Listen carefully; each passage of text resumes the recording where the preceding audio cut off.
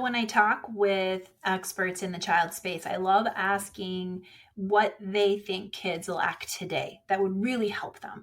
And in this conversation, we're going to get into a root cause that affects so many of our kids' safety and decision making abilities. And that is that many kids today have a lack of resiliency. And this is according to today's expert, Kelley J. Bell. Kelley's back for our second conversation here on the show. Kelley, if you remember, if you've heard her before, she's a middle school teacher, family consultant, certified life coach, speaker, and mom of 4.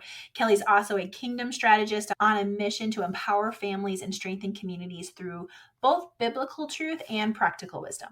Today, Kelley is sharing powerful insights on why this generation today struggles to bounce back from challenges and what we as parents can do to help change that. So, in this episode, we unpack how instant gratification and digital culture are impacting our kids' ability to endure, ways to help our children see themselves as problem solvers created in God's image, and simple mindset shifts that build strength, confidence, and spiritual endurance. As always, we'll look at this through the lens of my SAFE framework, helping you see the risks clearly, anchor in God's truth, focus on one simple action, and empower your family with habits and conversations that build that lasting protection. Welcome to Keep Kids Safe, a faith-fueled podcast for Christian parents who want to guard their kids from online and offline dangers. I'm your host, Sarah Panus.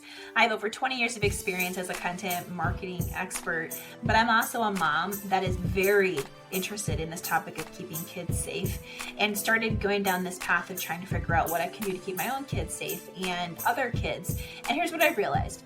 We're not powerless. There's hope. We don't have to dig our head in the sand. Informed adults are the most powerful protection children have, because when we're just smarter and more observant and more aware, we can help guide them and protect them and give them knowledge that they'll need to help keep themselves safer. So on the show, each episode is meant to be bite-sized, not overwhelming, and everything follows my SAFE acronym, SAFE. See the risk clearly, anchor in God's truth, focus on one simple action. We're not going to be talking about a gazillion things in each episode. It's one thing that you can latch on to. And then empower your family with habits and conversations that build lasting confidence. That's what SAFE stands for, as we all work to keep kids safe. So let's dive into today's episode.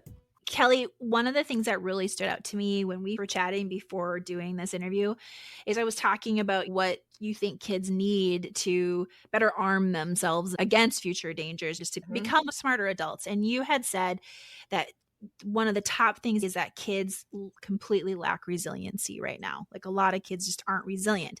Talk to me about that, because I feel like that's such a great root cause scenario that if we can empower our kids to be more resilient, then hopefully it'll help protect them and keep them safer from several future scenarios. What do you mean when you say that they're not resilient, and how can we help them be more resilient?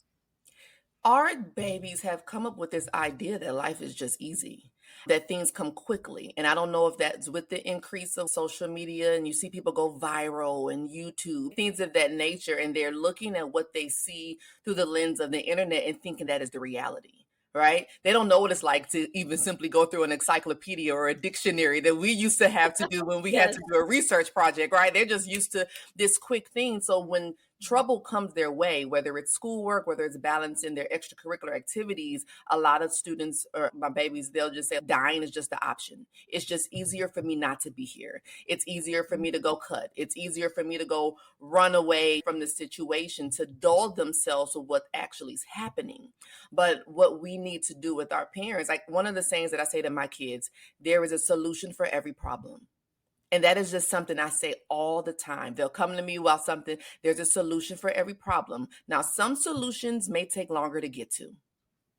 It Mhm. might take a while to find a solution to this particular problem. Some come quicker because I want to instill with them as they get older or they want to go on entrepreneur endeavors or whatever it is. Everything is not quick. The Bible doesn't even teach us that, right? We have to endure. There's a Yes. part of that within scriptures of what does endurance look like. Patience is the fruit of the spirit. So let's Mhm. talk about what that looks like. So one thing that I do with my children for them to realize that they are a problem solver because you are created by God who is a problem solver, and align that within their identity as far as who you are as a child in God.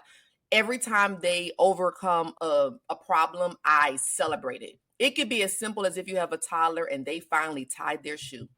Oh my gosh, you're going to make that a big deal. Look what you did. It took you 3 weeks, but you finally figured it out. What that is going to start instilling in them is, oh, I can do this. And they're going to think about all the emotions and feelings that they went through, the times they cried, the times they gave up. So this could be as little as possible until the oldest one. When the one's SAT prep or schoolwork, maybe you have a kid who can't get straight A's and they're struggling. Oh my gosh, you got to see. Oh my gosh, you kept going. You didn't stop. Was this see your best? Guess what? We're good. Mhm. Because you put your strategy and you just pinpoint what they did, all the strategies that they did, whether they went to dad for help or they called a family member for help, and really begin to highlight when they are being a problem solver. And it will make them realize, no, I can do this. I am built to do this because of the God who I'm connected to. And that is just the expectation in our household. And that's the Mhm. best way to just start it. And it just starts instilling it subconsciously. It's in their mind. And then they know the expectation from the parent is we're going to overcome this. I wonder too, with AI making things even faster and more instant, it's probably just going to perpetuate that feeling that life's easy and quick and I can just get all the answers and I don't have to struggle because I can just click a button and ask a question and click a button and I get But the you're, answers. you're right Component. because we're losing that processing. Even like when we do math work, all the steps that you have to do, like that's the part of math that works, where it's teaching you their steps. I even tell my high schooler, you can't use AI for certain things. Like I know I need you to understand it, right? I know you need to because that's the way our world is and where you want to go into being engineering and things of that nature. I said, but for one, you have to know how to think things through. I Yes. need you to know how to think through all the steps. So yeah, Yeah. it's a little scary. So as parents, we just got to do our part, especially when they're in our house. We have a little bit more influence. Maybe we can drop those seeds with our children. Even with my older one, he's in the Navy. So when he's on the ship, I'm texting him like, hey, what's going on today? Okay, this happened on the ship. So what are you doing to go through? I'm talking it through to him and he's just going back and forth. I said, okay, he still got it. Okay. You know what I mean? He's still figuring it out. Okay, this works. Okay, we're okay. Amazing. It makes me think too, tell me what you think of this, but when my kids were younger, I found myself, I would be like, "Oh, you're so smart, you're so brave, you're so great." But then I heard something online that was saying, actually, we're better to say you're capable of figuring out hard things. You've gone through challenging things in the past. I know that your brain will be able to figure this out. So I've shifted that language Yep. because it feels good to me because you're telling them maybe they aren't smart in that moment, but Right. you are capable of figuring it out. And that sits with them better because then later they'll be like, oh, I'm stupid. I can't figure this out. Versus, no, I got this. I know I can figure these steps out. Is that a good way to talk about it? Yep, because I have shifted that way as well with my children. We can use grades. That's a very common thing and a big stressor for a lot of kids. And we're like, you got to get A's, you got to get B's. And then we celebrate them when they get a letter grade. Yeah. And we know in reality, that is just not real. So I celebrate more their effort. I love your studying strategies. I love how you took the time to put this to the side. You know what I mean? Like, look what you did when you just kept going. And I'll tell my younger one, I'm like, I could care less if this was an A or a D. Did you do your best?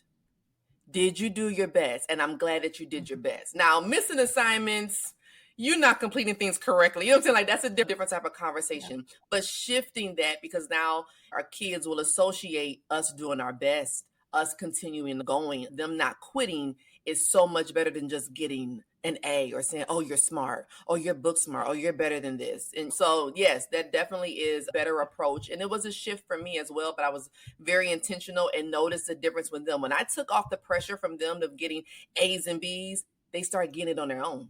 They just start getting A, B honor roll on their own without me saying anything. When I shifted to do your best, is this your best? Do we operate with a spirit of excellence?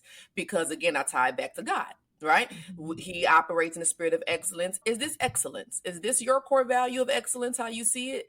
And then now it gives them that intrinsic motivation and their own barometer for them to be able to gauge themselves, because I'm not going to always be around.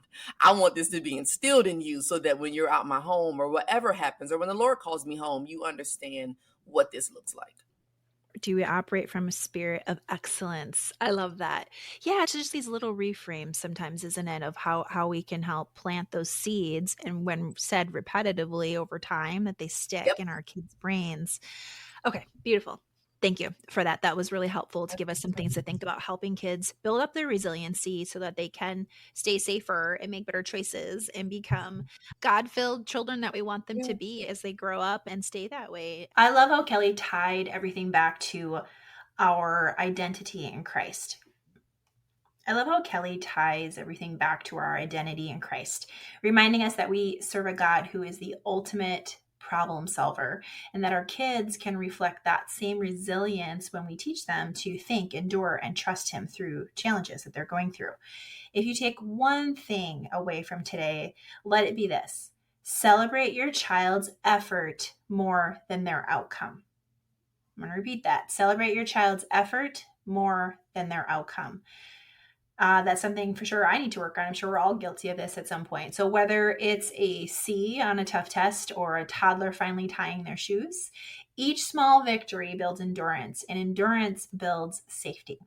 If this conversation encouraged you, please share this episode with another parent who might need a dose of hope today. And don't forget to follow Keep Kids Safe wherever you listen to your podcast so you never miss an episode. You can also connect with today's guest, Kelley J. Bell, through her ministry and consulting work at Kelley Bell Consulting, where she helps families integrate kingdom principles into practical strategies to live abundantly. I'll see you next time. And remember, when we anchor in God's truth and empower our families, we make our homes safer, one conversation at a time. Until next time, God bless.